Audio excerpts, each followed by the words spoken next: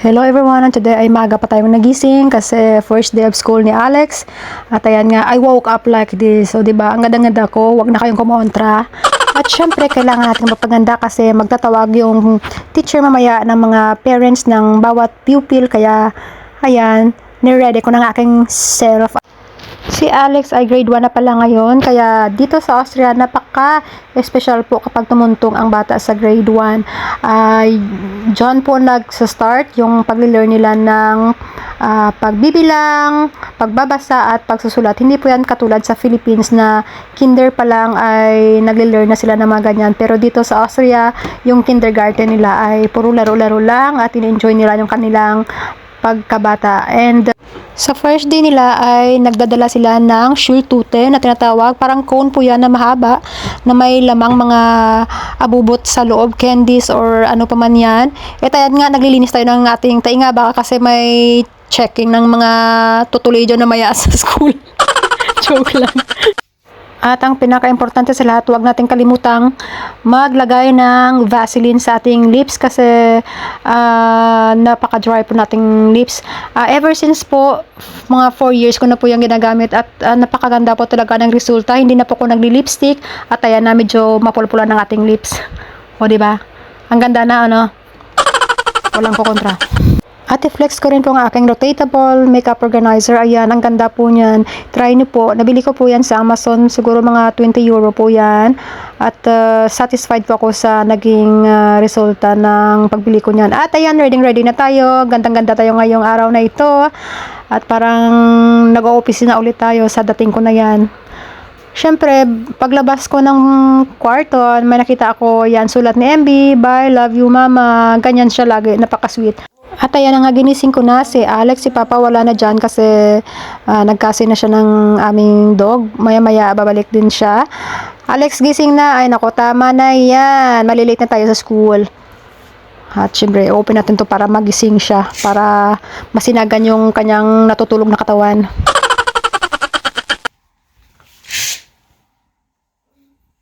Alex, spooting. Si Papa, spooting. Spooting man ko no. Naka-formal sa tatanan subong oh. Auf dem Weg in den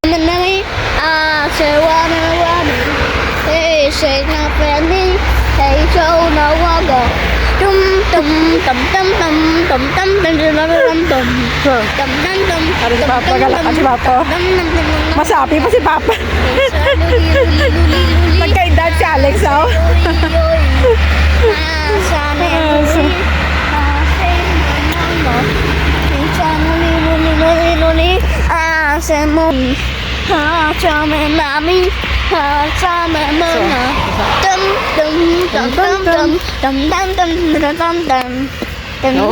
richtig, so bist du da rein. So. Paano ako na maglakad ang babae? Ay. Ito nga namang magama ko, niluloko ako kasi ang sexy ko daw maglakad kasi naka-heels daw ako, malilito kami sa klase. Ayan na nga ang school ni Alex, pero hindi ko na ipapakita yung kaganapan kasi nga bawal dito sa Austria na ipakita yung mga kids at saka yung mga teachers at yung mga kaganapan sa school. Bawal po yan dito sa amin.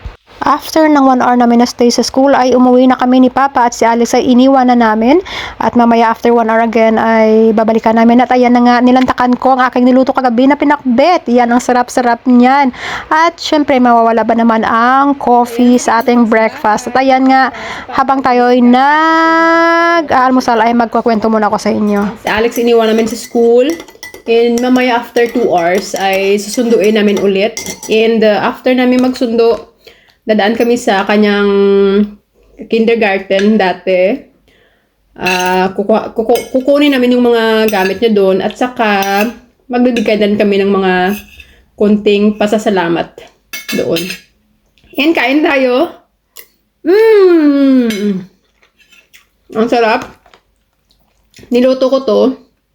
And by the way, hindi ko na i-include yung mga videos at mga pictures sa school kasi dito sa Austria bawal mag-take ng pictures at i-post sa social media na walang pahintulot ng mga magulang. Pwede kang makasuhan or pwede kang makulong dito. Kaya kung manotice nyo, wala akong mga videos na included yung mga ibang bata, ibang estudyante kasi bawal po yan dito. Kain muna tayo. At ako'y nagugutom. So, balik kami. Uli namin sa Alex. Si Papa. Ang bilis ni Papa. Was ist das? Ein Schultüte. Ah! Da hinten, wo die Volksschule. So, ito yung school ni na Alex. Wohnt ja so weit weg, der Jonathan. And ito yung bahay ng best friend ni Alex. Ito lang. So, da. Lex! Tuwa nga, Lex! Kami na Alex dito esta. So, ano man ang tao ka? May sa alas nga sa kabuk. Dire siya. May mga book, dire nga free yun. Yun na. Nag-exist pa ng telephone nila, de. Siya, narap pa. Pal mo, Lex, sa shule nyo. Cool. Sa mo na yung unod sang, ano na, Alex, oh. Ang tawag to, de.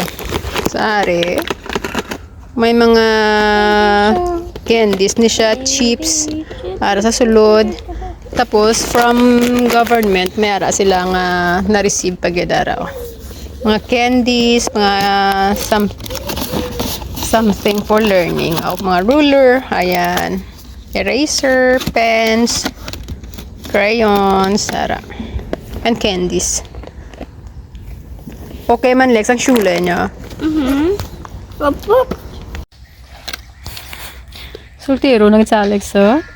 Hey, jingle bells, jingle bells, jingle. Oh, Ayan, kumakanta na si Alex ng Jingle Bells. Early pa sa kanya yung Christmas. Kung sino man gustong mag-hire sa kanya, libre po siya. Anyway, dalawa na lang pala kami ni Alex naglalakad papuntang kindergarten kasi si Papa bumalik. Nakalimutan niya kasi yung gifts na dapat ibigay sa mga teachers ni Alex sa kindergarten. Kaya magkikita na lang kami sa kindergarten mamaya. how when fun is go wild, chasing them. Hey, hey, jingle. So, dito sa Alex nang galing sa kindergarten last year, or this year pala. Pupunta kami dito, magbibigay kami ng chocolate sa kanyang mga teachers. Bilang pasasalamat at Daan muna pala kami sa supermarket kasi wala na kaming ulam sa bahay. Kaya kailangan naming sumaglit. Actually, malapit lang naman ang supermarket sa bahay. Mga 5 minutes of walking lang naman. Pero mas maigi na lang na mag-car kami kasi mukhang marami-rami ang bibili ni Papa. wow, estorado ba? Estorado ba? Aber endlich war ich mal in Schule. At dito na nga kami sa loob. Hindi ko na ipapakita yung kabuuan ng supermarket kasi yung mga ibang tao tumitingin-tingin sa akin kung anong ginagawa ko. Kaya nahiya tuloy ako. At alam niyo po dito sa Austria, yung mga tao hindi sila mahilig mag-video at hindi din po sila mahilig mag-post sa social media. Kaya ako nahiya rin ako na mag-take ng videos kapag nasa labas ako. Meron silang milk. Bakal si Papa. Na, Pia Simeres Ginuk. Tingnan yung mga tinapay nila.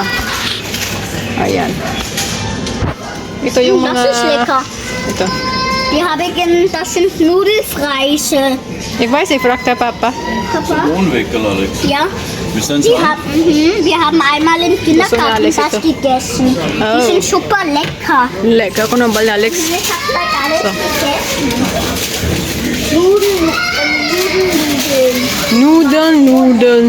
Ito yung sinasabi ko na bibili lang kami ng ulam pero isang wagon na talaga yung nabili namin. At ngayon nga magluluto tayo ngayon ng carbonara. At ayan yung ating mga ingredients. Simple lang at napakabilis ng ating lulutuin ngayon. At ito yung carbonara powder at saka i-mix natin yan mamaya sa milk para matunaw siya. At before nyan, i-prepare natin yung spaghetti noodle natin, tsaka yung ating ham, i-fry natin or ipito natin para maging malutong siya. At ayan na nga, ready ng ating milk. I-mix na natin dyan maya-maya lang ang carbonara powder. Yan lang, mabilisan lang po talaga. At easy lang naman po gawin kasi may instruction naman po sa pack niya. I-stir lang natin hanggang sa lumapot ng mga 3 minutes to 5 minutes lang naman. At ayan na nga, ready na ang ating yummy, creamy carbonara. At ayan, so yummy, yummy. Hanggang dito na lang po. Maraming salamat.